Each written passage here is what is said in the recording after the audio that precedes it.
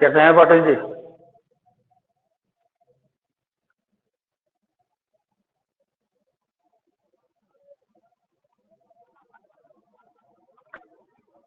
आवाज आ रही है मेरी पाटिल जी अच्छे से?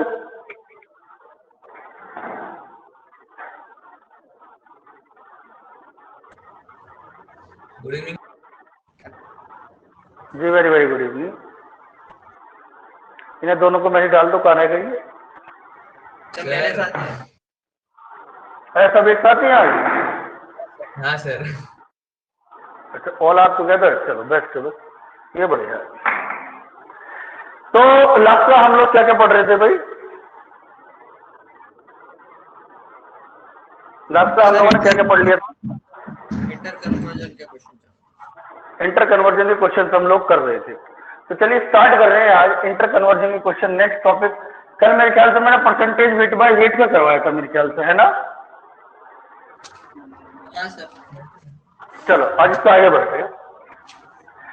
नेक्स्ट क्वेश्चन दे दिया है 2 मोलर यूरिया एक्वस सॉल्यूशन। मतलब मैं टाइप बता रहा हूं कि किस टाइप के क्वेश्चन आ सकते हैं और कैसे करने हैं। 2 molar aqueous urea aqueous solution, density of urea अपने को गिवन है 1.2 ग्राम पर ml। और भैया अब निकालना है हमको यहां पर मोलैरिटी गिवन है percentage weight by weight of urea. दूसरा हमें निकालना है इसके लिए मोलैलिटी। तीसरा हमें इसके लिए निकालना है मोल फ्रैक्शन। और चौथा हमें इसके लिए निकालना है आपका percentage wait by volume of urea. तो जैसे हम अब तक क्वेश्चन करते आ रहे हैं सेम टू सेम वैसे ही करेंगे और बहुत ध्यान से समझेंगे कैसे क्या हो रहा है। मैंने आपको पहले ही बताया है कि जब ऐसे इंटर कन्वर्जन के क्वेश्चन हो तो हम इसको 3 पार्ट्स में डिवाइड कर लेते हैं। सबसे पहला सॉल्यूट, उसके बाद सॉल्वेंट और उसके बाद सॉल्यूशन। ये हमारे पास है 3। तो सबसे पहले हम स्टडी करते हैं क्वेश्चन में क्या क्या गिवन है। ये दे दिया 2 मोलर। तो अगर कहीं भी 2 मोलर लिखा है या 1 मोलर लिखा है तो इसका मतलब क्या है कि 2 मोल यूरिया के पड़े हुए हैं 1 लीटर सॉल्यूशन के अंदर। भाई मोलैरिटी की डेफिनेशन क्या है? Number of moles of solute present in 1 litre solution. तो यानी यहां पर ये क्या है, 1 लीटर में पड़ा हुआ। तो क्वेश्चन में सबसे पहली चीज तो क्या दे दिया, number of urea, moles of urea कितने दे दिए 2 मोल। और सॉल्यूशन का वॉल्यूम दे दिया है 1 लीटर, कितना है हमारे पास 1 लीटर। या हम इसको क्या मान लें, वॉल्यूम कितना हो जाएगा, इसको क्या लिख सकते हो 1000 ml। क्योंकि हमारे पास number of moles of urea आ गए हैं तो मैं वेट ऑफ यूरिया भी निकाल सकता हूं। कैसे? नंबर ऑफ मोल्स इंटू में मोलर मास, यानी 2 इंटू में 60, यानी ये कितना आ गया 120 ग्राम। तो ये मेरे पास क्या आ गया, वेट ऑफ यूरिया। अब मेरे पास में क्या है, परसेंटेज वेट बाय वेट निकालना है तो मुझे मास ऑफ सॉल्यूशन भी चाहिए। मोलैलिटी निकालनी है तो सॉल्वेंट का भी वेट चाहिए। मोल फ्रैक्शन निकालना है तो मोल्स चाहिए। तो सबसे पहले मैं क्या करूं, मास निकाल लूं किसका, सॉल्यूशन का। हमने पढ़ा है डेंसिटी क्या होती है, मास बाय वॉल्यूम। यानी हमारे पास मास क्या हो जाएगा, डेंसिटी इंटू में वॉल्यूम। यानी डेंसिटी दी है 1.2 और वॉल्यूम कितना है 1000 ml। ग्राम पर ml गिवन है, तो मास कितना आ गया हमारे पास 1200 ग्राम। चलिए जी, वेट ऑफ सॉल्यूशन भी आ गया है अब अपने पास। अब हमें चाहिए मास ऑफ सॉल्वेंट। तो क्योंकि एक्वस सॉल्यूशन है तो सॉल्वेंट क्या होगा आपके पास H2O। ये किसके बराबर हो जाएगा, अगर मैं सॉल्यूशन में से मास ऑफ सॉल्यूशन में से सॉल्यूट का मास माइनस कर दूं तो ये मेरे पास में क्या आ जाएगा, वाटर का मास आ जाएगा। क्यों भाई, बात समझ पा रहे हो नहीं समझ पा रहे हो? हाँ सर। देखो हिलना नहीं है, हिल जाते हैं बच्चे इसमें, क्वेश्चन में हिलना नहीं है, बहुत इजी क्वेश्चन होते हैं। ये हमारे पास दे दिया है 1080। अब ये आगे इसके मोल्स निकाल लो, H2O के मोल फ्रैक्शन निकालना है तो 108 इसका वेट है, मोलर मास है ये आ गया आपका 60 मोल। यहां तक कोई डाउट? पूछ लो भाई किसी को डाउट। No doubt. अब इससे आगे हमारे पास सारा डेटा आ गया, हमें wait percentage, weight by weight चाहिए, मास ऑफ सॉल्यूशन भी आ गया है, हमारे पास वेट ऑफ सॉल्यूट भी है, मोलालिटी के सॉल्वेंट मास मतलब केजी चाहिए, ग्राम हो वो भी हमारे पास है, मोल फ्रैक्शन के लिए मोल्स भी हमारे पास आ गए हैं, परसेंटेज वेट बाय वॉल्यूम के लिए हमारे पास वॉल्यूम ऑफ सॉल्यूशन तो ये रहा ml में और वेट हमारे पास ये रहा ग्राम में। चलो भाई स्टार्ट करते हैं। सबसे पहला हमें टर्म दे दिया है calculate percentage weight by weight. तो ये हमारे पास में यूरिया की वेट कितना है 120 और मास ऑफ सॉल्यूशन कितना है 1200 ग्राम। ये 100 इससे 2 0 से कैंसिल आउट, ये आ गया अपने पास 10। दूसरा हमसे पूछ लिया है मोलालिटी। तो मोलालिटी क्या होती है, वेट ऑफ सोल्यूट या मोल्स ऑफ सोल्यूट कितना है 2 × में 1000 अपॉन में सॉल्वेंट मास इन केजी, ये ग्राम में ले लो क्योंकि हमने ऊपर 1000 से मल्टीप्लाई कर दिया है। तो सॉल्व कर लेंगे, यहाँ से इसका भी आंसर आ जाएगा। ये गया, ये आ गया 200 अपॉन 108, 1 पॉइंट बचा कितना 92 पॉइंट लगा लिया। मेरे ख्याल से 1.8 समथिंग आएगा, 1.8 समथिंग मोल पर केजी। ये आगे मोलालिटी। तीसरा हमें डेटा पूछ लिया है मोल फ्रैक्शन ऑफ यूरिया।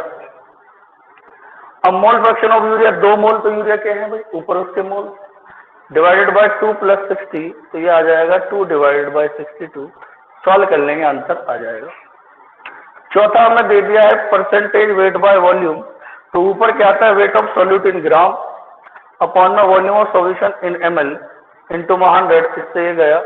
इससे ये गया कितना आ गया आपका 12% weight by volume. Any doubt gentleman?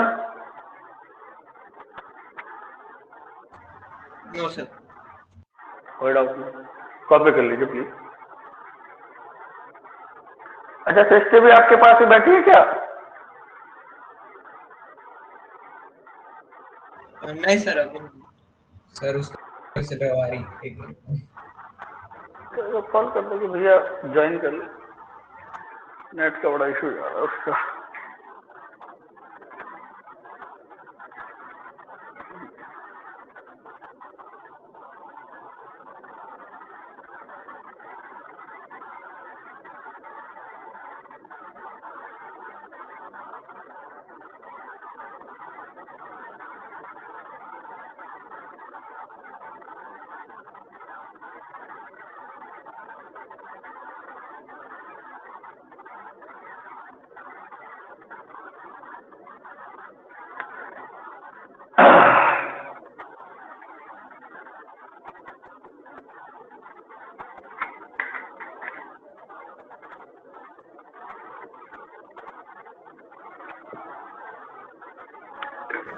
बन सर।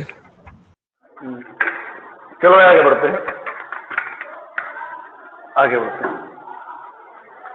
अब ये हो गया, अब इसे मैं थोड़ा सा चेंज करूंगा।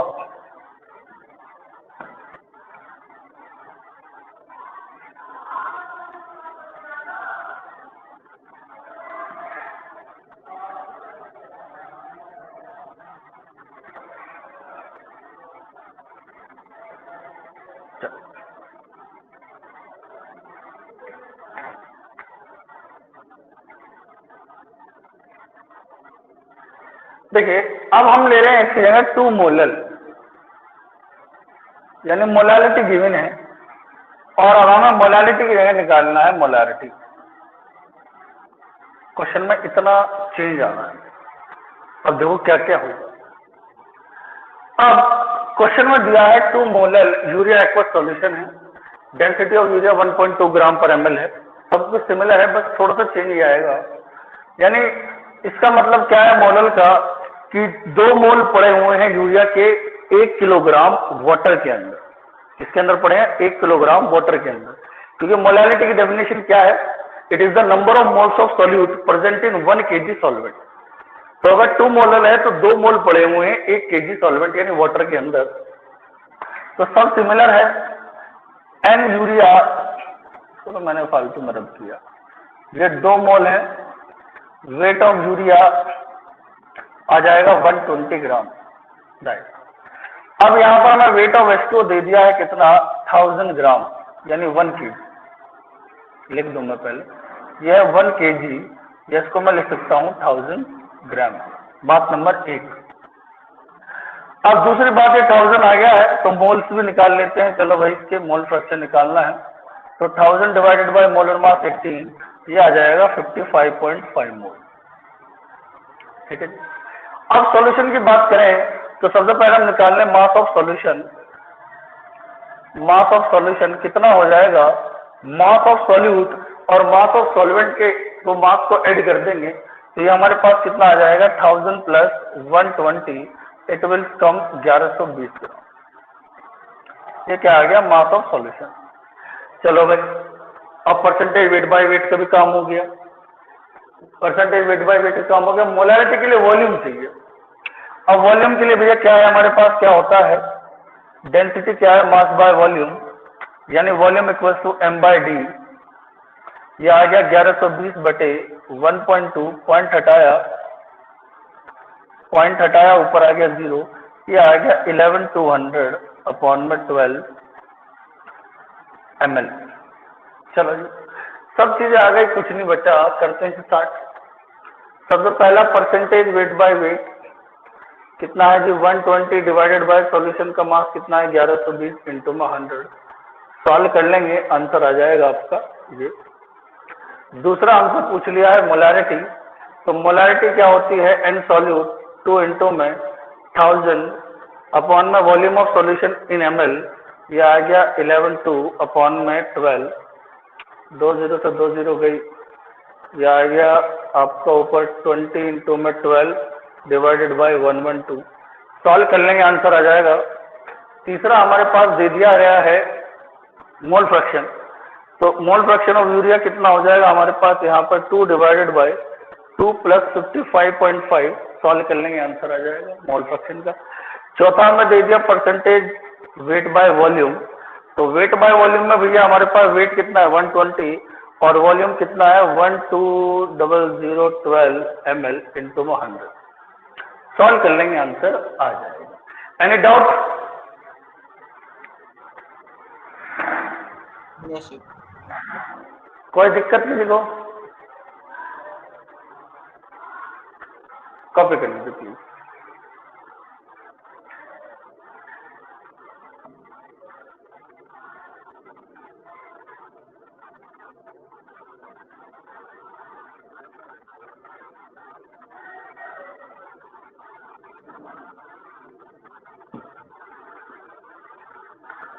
डीपी पे रहेगा, डीपी पे भेज दो।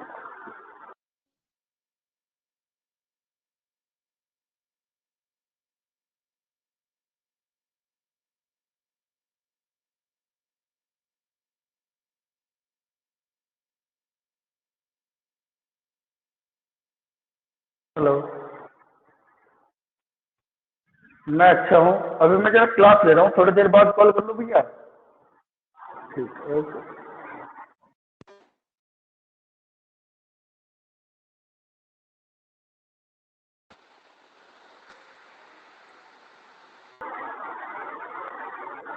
अरे बैक,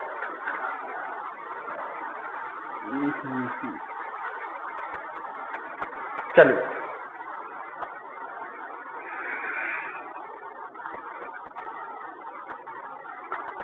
कॉपी कर लिया सभी ने? Yes sir. चलो,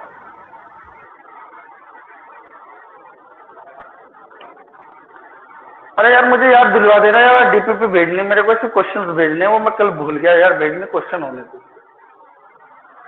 ठीक है, अब जो टॉपिक स्टार्ट में करने वाला हूं वो टॉपिक अब बड़ा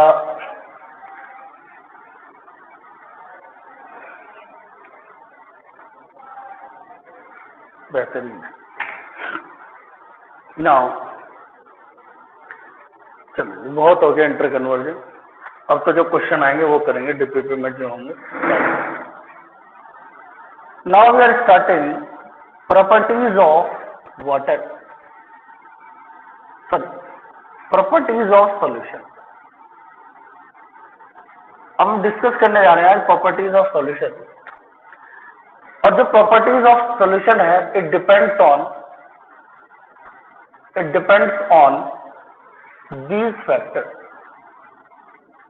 these factors,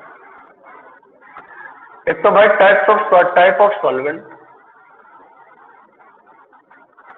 सॉल्वेंट पर डिपेंड करता है, टाइप ऑफ सॉल्यूट पर डिपेंड करता है, और भाई टाइप ऑफ या अमाउंट ऑफ सॉल्यूट पर डिपेंड करता है। जैसे फॉर द एग्जाम्पल अगर मैं बात करूं, CH3COH जो है हमारे पास है, और अगर मैं तो वाटर में डिसॉल्व कर दूं, तो जब मैं तो वाटर में डिसॉल्व करता हूं तो वाटर एज ए सॉल्वेंट में यहां पर यूज कर रहा हूं। तो जब हम CH3COH को वाटर में डिसॉल्व करते हैं तो बेटा ये आयनाइज हो जाता है CH3CO- और H+। क्या होता है, डिसोसिएट हो जाता है CH3O- H+ में। और अगर मैं वही अगर एक और चीज की मैं बात करूं, अगर मैं CH3COH को बेंजीन में मिला दूं, C6H6 सॉल्वेंट की तरह यूज करूं यहां पर, तो ये क्या करता है, डाइमर फॉर्म कर देता है, यानी इसके दो मॉलिक्यूल आपस में कंबाइन हो जाते हैं और ये डाइमर बना देता है। डाइमर क्या होता है, जब दो मॉलिक्यूल आपस में कंबाइन हो जाए तो उसको बोलते हैं डाइमर। तीन मॉलिक्यूल आपस में कंबाइन हो ट्राइमर, चार मॉलिक्यूल आपस में कंबाइन हो टेट्रामर। तो ये क्या बना देता है, डाइमर बना देता है। तो इसी तरह से हम जानेंगे काफी सारी प्रॉपर्टीज के बारे में सॉल्यूशंस की, क्या क्या इफेक्ट पड़ता है सॉल्वेंट का और सॉल्यूट के नेचर पर क्या इफेक्ट पड़ता है सॉल्वेंट का। अब हम एक टर्म पढ़ने जा रहे हैं that is called colligative property. इसी टॉपिक में सबसे ज्यादा क्वेश्चन आते हैं।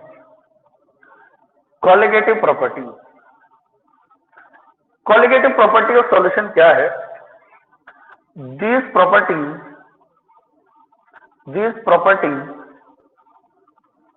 of solution depends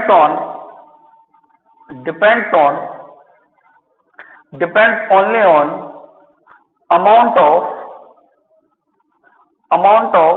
solute particle,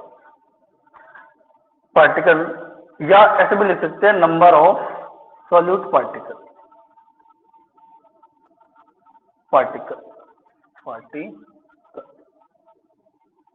not on nature. अब ऐसी प्रॉपर्टीज जो अमाउंट ऑफ सॉल्यूट पार्टिकल पर क्या करती हो, डिपेंड करती हो, उन्हें हम कहते हैं क्या, कॉलिगेटिव प्रॉपर्टी। अब चार तरह की कॉलिगेटिव प्रॉपर्टी होती है सॉल्यूशन के अंदर, और ये सबसे इंपॉर्टेंट पार्ट है। इन क्लासेस में कोई मिस नहीं करेगा सॉल्यूशन की, क्योंकि ये बहुत इंपॉर्टेंट है। सबसे पहली प्रॉपर्टी है ऑस्मोटिक प्रेशर, जिसको हम पाई से डिनोट करते हैं। दूसरी है relative lowering in vapour pressure,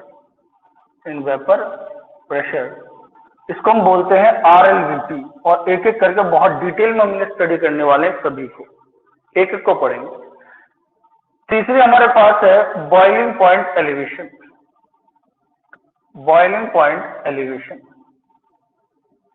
इसको हम डिनोट करते हैं डेल्टा टीबी।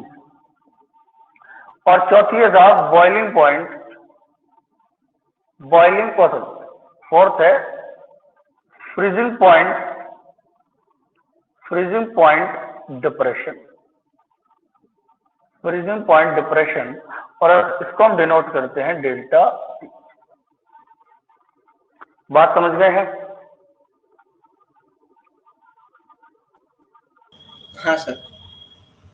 कॉपी कर लो एक बार। और बहुत अब जा आज के जो टॉपिक है लेक्चर ये अब ये लेक्चर बन के चलेगा, एक चैप्टर बन के चलेगा, जिसको बोलते हैं बन के चलती है कोई मूवी एक इंटरवल के बाद, ऐसे अब चैप्टर भी बन के चलेगा अपने हिसाब से। कॉपी कर लीजिए प्लीज।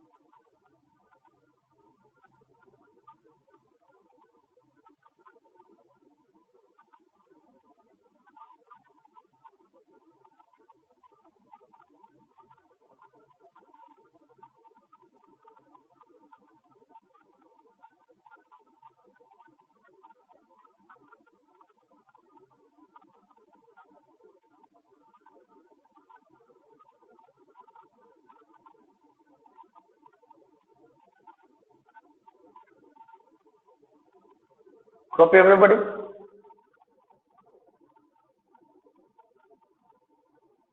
एक सेकंड। कोई दिक्कत नहीं।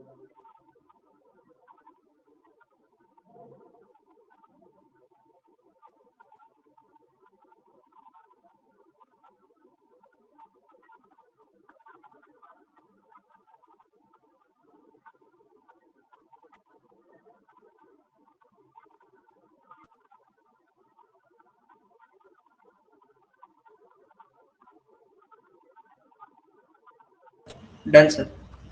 डन, चलिए।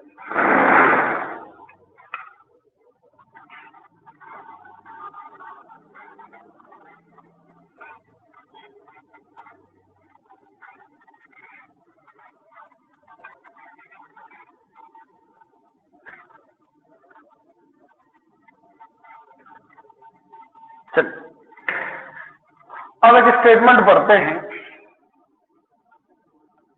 For calculation of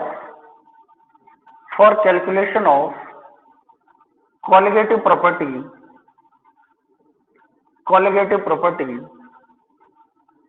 properties, want of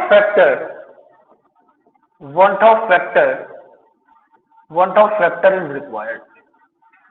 Factor is required. Want of factor is required. कि want of factor एक टर्म है जो रिक्वायर्ड होती है क्या कॉलिगेटिव प्रॉपर्टी कैलकुलेशन के लिए। want of factor I equals to क्या होता है? Observe colligative property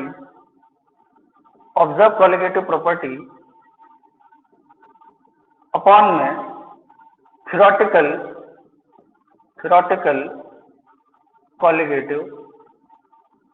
colligative property. जैसे कि मैं ऑस्मोटिक प्रेशर लेने का एग्जांपल ले रहा हूं, I इक्वल टू पाई होता है ऑस्मोटिक प्रेशर, पाई ऑब्जर्व्ड अपॉन में पाई थ्योरेटिकल।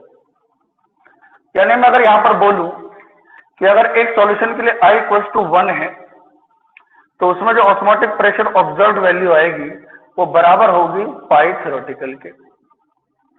बट अगर I नॉट इक्वल टू 1 है तो जो हमारे पास में पाई ऑब्जर्व्ड है वो नॉट इक्वल टू होगा पाई थ्योरेटिकल। अब इसका मतलब मैं बताऊंगा क्या होगा। अब मैं एक चीज बताता हूं, मैं टॉपिक क्यों पढ़ा, ठीक है जी। अब हम एक चीज पढ़ने जा रहे हैं कि टॉपिक हम क्यों पढ़ रहे हैं, ठीक है। हमने दो सॉल्यूशन ले लिए, यह वाटर, यहां भी 1 लीटर वाटर भरा हुआ है और यहां भी 1 लीटर वाटर भरा हुआ है, ठीक। आप तो जानते हैं पानी का बॉइलिंग पॉइंट कितना होता है, 100 डिग्री सेल्सियस। कितना होता है, 100 डिग्री सेल्सियस। अगर मैं बॉइलिंग पॉइंट की बात करूं तो 100 डिग्री सेल्सियस, इसका भी 100 डिग्री सेल्सियस होगा, इसका भी 100 डिग्री सेल्सियस। अब मैंने इसमें 1 मोल NaCl मिलाया और इसके अंदर मैंने मिलाया 1 मोल यूरिया, और अब मैंने इसमें 1 मोल NaCl मिलाया तो 1 मोल यूरिया मिलाया और मैंने इनको हीट करना स्टार्ट कर दिया, बॉईल करना स्टार्ट कर दिया। मेरा प्रैक्टिकली ऑब्जर्वेशन ये आया कि इसका बॉइलिंग पॉइंट आया 104 डिग्री सेल्सियस और इसका बॉइलिंग पॉइंट बड़ा आया 102 डिग्री सेल्सियस। भाई 1 मोल ये डाला था, 1 मोल ये डाला था, बताओ इतनी बात समझ में आती नहीं आती, पहले तो ये बता दो, फिर आगे डिटेल में पढ़ेंगे ये क्या हुआ, कैसे हुआ, क्या करना। इतनी बात समझ में आती है सभी के? हाँ सर। अब सुनो, जब मैंने 1 मोल NaCl को इसमें डाला वाटर में तो ये डिसोसिएट हो गया Na+Cl- में, डिसोसिएट हो जाएगा ये भाई, स्ट्रॉन्ग इलेक्ट्रोलाइट है। यानी इसने क्या है, 1 मोल तो Na+ दिए होंगे और 1 मोल क्या दिए होंगे, Cl-, बस दिए होंगे, नहीं दिए होंगे? हाँ सर। यानी इसने पर्टिकुलर टोटल कितने मोल आयंस प्रोड्यूस करे, 2 मोल आयन। Yes sir. अब ये यूरिया जो है, अगर मैं यूरिया की बात करूं तो यूरिया होता है NH2CO NH2, और आप तो जानते हैं ये क्या होता है, एक आपका नॉन इलेक्ट्रोलाइट, ये डिसोसिएट होता ही नहीं है। NH2CO NH2 जो का तो इसी फॉर्म में पड़ा होगा, यानी 1 मोल हमने डाला और ये 1 मोल ही पड़ा होगा।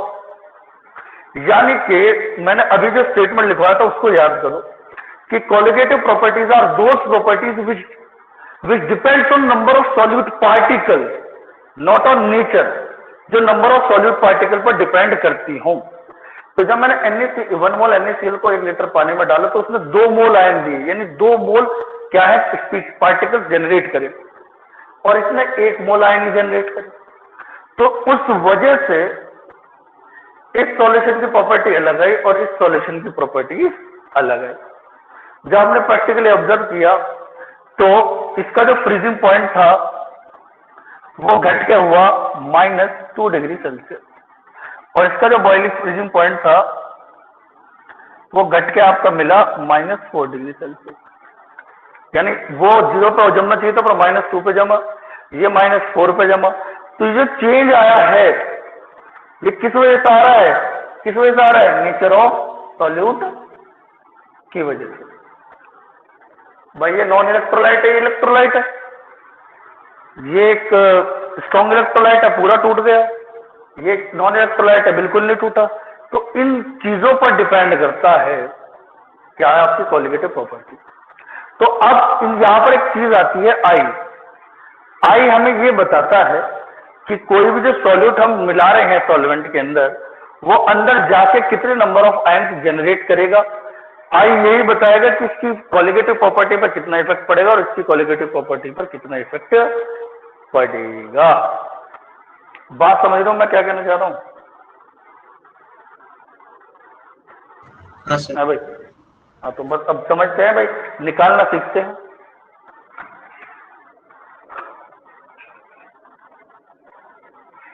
पहले आई निकालना सीखते हैं।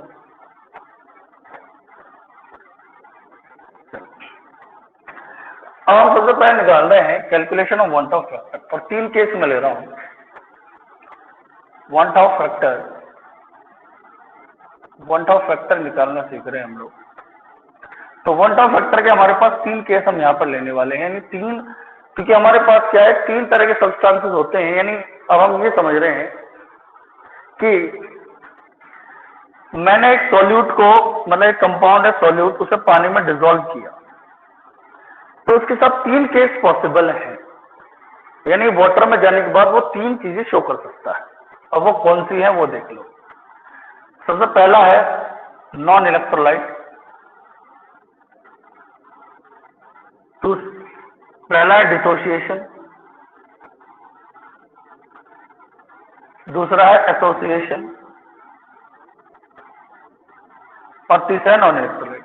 यानी मेरे पास एक सब्सटेंस है, मैंने उसको डिसॉल्व किया सॉल्वेंट के अंदर, और वो जाके डिसोसिएट हो गया आयन की फॉर्म में A+ और B-। तो इस फिनोमेना को हम क्या बोलेंगे? डिसोसिएशन। बात समझ पा रहे हो नहीं समझ पा रहे हो? हाँ सर। एक सॉल्यूट है, तो पानी में डाल रहा हूं तो क्या क्या नेचर शो कर सकता है वो बता रहा हूं। वो पहला तो डिसोसिएट हो सकता है, दूसरा 2A पानी में मिला है और वो A2 बन गया, उसने डाइमर बना दिया, एसोसिएट हो गए 2 मॉलिक्यूल आपस में जुड़ गए, तो इस प्रोसेस को बोलते हैं एसोसिएशन। और मैंने ऐसा का पानी में AB को डाला और वो ऐसा का ऐसा पड़ा रहा, तो इसको बोलते हैं नॉन इलेक्ट्रोलाइट। पहले तो बताओ ये बात समझ में आती है कि नहीं आती? हाँ सर। अब डिसोसिएशन केस में हमेशा जो I है वो ग्रेटर देन 1 होता है, एसोसिएशन केस में I हमेशा लेसर देन 1 होता है, और नॉन इलेक्ट्रोलाइट के केस में I हमेशा 1 होता है। ये चीज हम प्रूफ करने वाले हैं। ठीक है जी, करूं मैं स्टार्ट? हाँ सर। सबसे पहले मैं सिखाता हूं, I निकालने का फॉर्मूला है I = 1 + n-1 इंटू में अल्फा। यानी किसी भी सब्सटेंस के लिए I निकालने का फॉर्मूला क्या होता है? 1 + n-1 इंटू में अल्फा। ये है डिसोसिएशन ऑफ नॉन इलेक्ट्रोलाइट के लिए। एसोसिएशन के लिए ये फॉर्मूला अलग है, वो बताऊंगा मैं। यहां पर n क्या है? Number of ion produced by solute, और अल्फा हमारे पास क्या है? Degree of dissociation. बात समझ गए इतनी? हाँ सर। कॉपी कर लो, फिर निकालना सिखाता हूँ और बढ़िया तरह।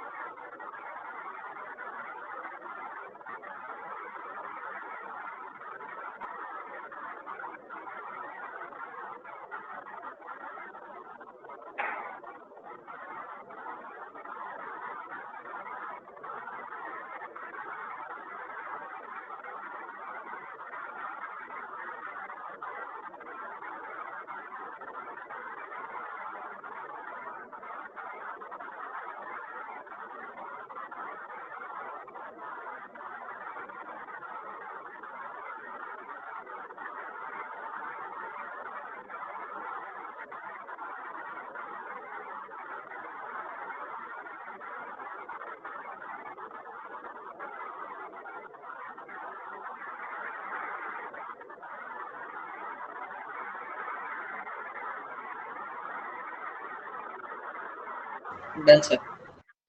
चलिए, ये फॉर्मूला देख लिया है, ये सब चीजें अब मैं प्रूफ करके दिखाता हूँ हर चीज जो मैंने पढ़ाई।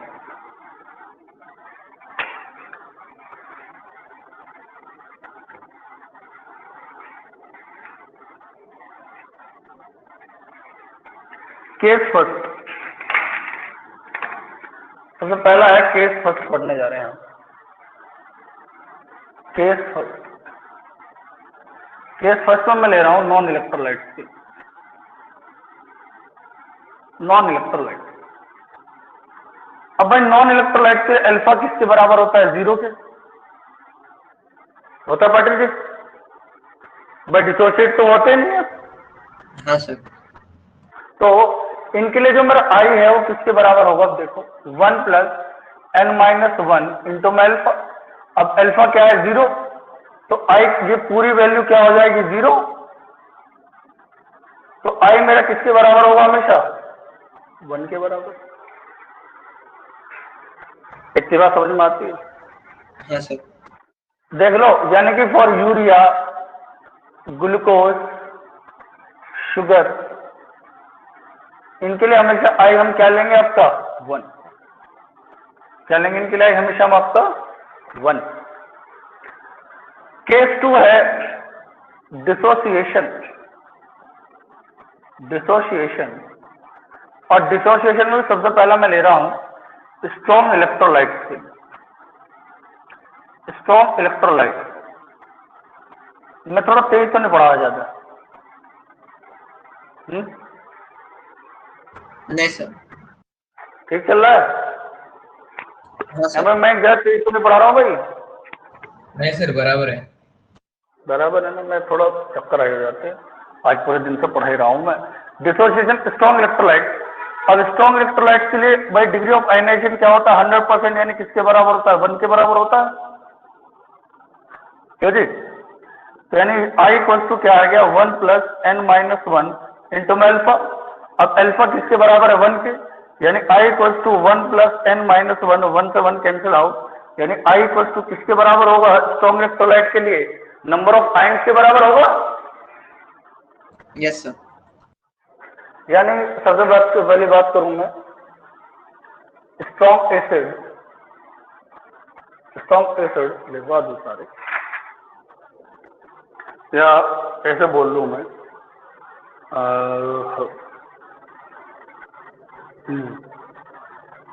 ऐसे ले लूं मैं, स्ट्रॉन्ग इलेक्ट्रोलाइट, स्ट्रॉन्ग इलेक्ट्रोलाइट भाई कौन है? All strong acid, strong base, all type of salt, all type of. जैसे कौन कौन से हमारे पास में? इसके लिए HNO3, HCl, H2SO4, NaOH, KOH, BaOH का होल ट्वाइस। यहां देख लो भाई, NaCl, K2SO4, K4FeCl का होल 6। यानी कि मुझे बता दो इनके लिए फॉर द एग्जाम्पल, और यहां मैं ले रहा हूं आई की वैल्यू। बताओ सर HCl के लिए आई कितना हो जाएगा? सर 1। 2। हाँ हाँ। आई नंबर ऑफ आयंस के बराबर 2 हो जाएगा ना? 2। HNO3 के लिए कितना हो जाएगा? 2। H2SO4 के लिए कितना हो जाएगा? 3। भाई 2 H+ आए नहीं, SO4- आए। BaOH का होल ट्वाइस, इसके लिए कितना हो जाएगा? 3। एक बेरिलियम +2, एक 2 OH-। NaOH के लिए कितना हो जाएगा? 2। NaCl के लिए कितना हो जाएगा आपका? 2। Al2SO4 का होल थ्राइस, इसके लिए कितना हो जाएगा? भाई 3 SO4- आए ना, 2 एल्यूमिनियम आए ना, कितना आ गया? 5। Yes sir. बता दो 5। और भी ले लो आप, K4FeCl के लिए क्या हो जाएगा? देख K4FeCl बटा 4K+ और एक Cn का होल 6 -4 में टूटता है, तो ये पूरा एक आयन ये है, 4 आयन ये है, तो इसके लिए I कितना आ गया आपके पास? बात समझ रहे हो?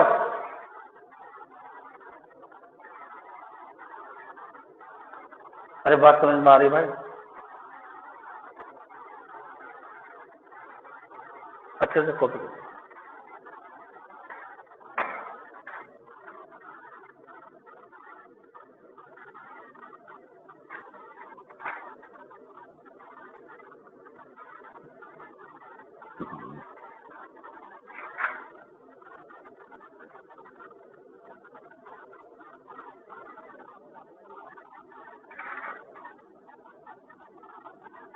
चल इसे खत्म करूंगा, ऑस्मोटिक प्रेशर कल पूरा निपटाऊंगा यार,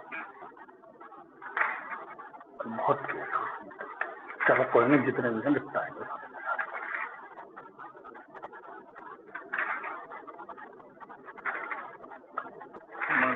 ऑस्मोटिक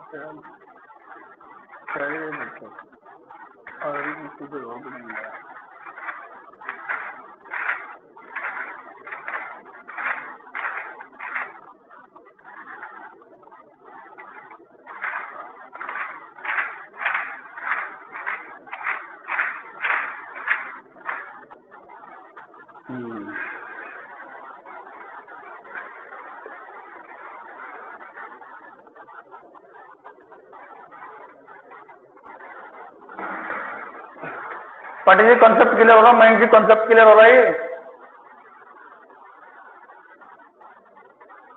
जब क्वेश्चन करेंगे कॉन्सेप्ट तब क्लियर होगा अच्छे से।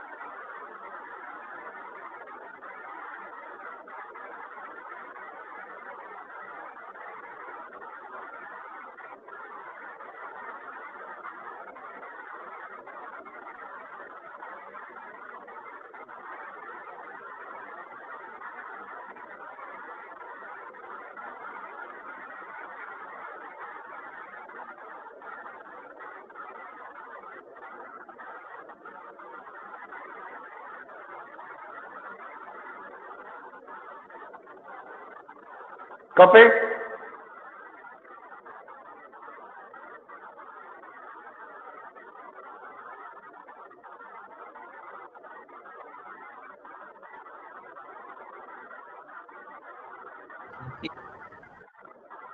हो गया? कर लो कर लो कर लो।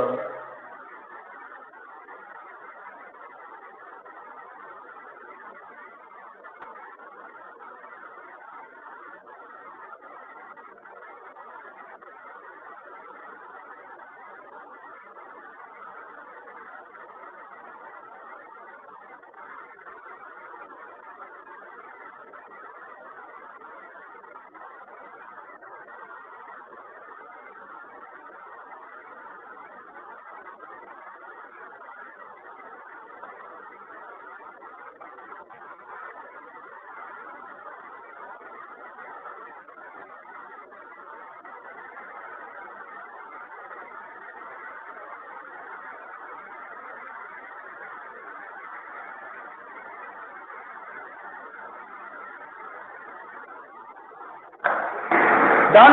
अच्छा, स्पीड की वॉल्यूम चले गए। Yes sir, done. ओके। आज मैं यही रोक रहा हूँ। नेक्स्ट क्लास में वीक इलेक्ट्रोलाइट के लिए कैलकुलेशन करना सीखेंगे और एसोसिएशन का केस पढ़ेंगे। कल हम ऑस्मोटिक प्रेशर भी पढ़ने वाले हैं। तो आज मैं यही रोक रहा हूँ। आज आपको मुझे थोड़ा क्लास टाइम का भी देखना है, तो उस चीज को मैं एक बार अभी करता हूँ आज बैठ करके, ठीक है ना। कल से मैं थोड़ा 2 आवर्स की क्लासेस स्टार्ट करूंगा। बस आपका अगर ये नेट का इशू ना हो ना, तो कहने की बात नहीं भाई साहब, ऐसा सिलेबस चलाओ, मैं जिस तरह का होता है मैं चलाता हूँ जिस तरह का। चलो खैर कोई नहीं, तो मैं थोड़ा टाइमिंग करके बैठता हूँ भैया, कैसे क्या करना है। टेस्ट का भी नेट का इशू चल रहा है, तो करता हूँ इसको आज। कल में भी सुबह क्लास हो, आज टाइमिंग सेट करता हूँ और कल यहीं से कंटिन्यू करते हैं, ठीक है सर। तो आज के लिए काफी है। Thank you very much, take care yourself. कल मुलाकात होती है आपसे, और तब तक के लिए धन्यवाद, बाय।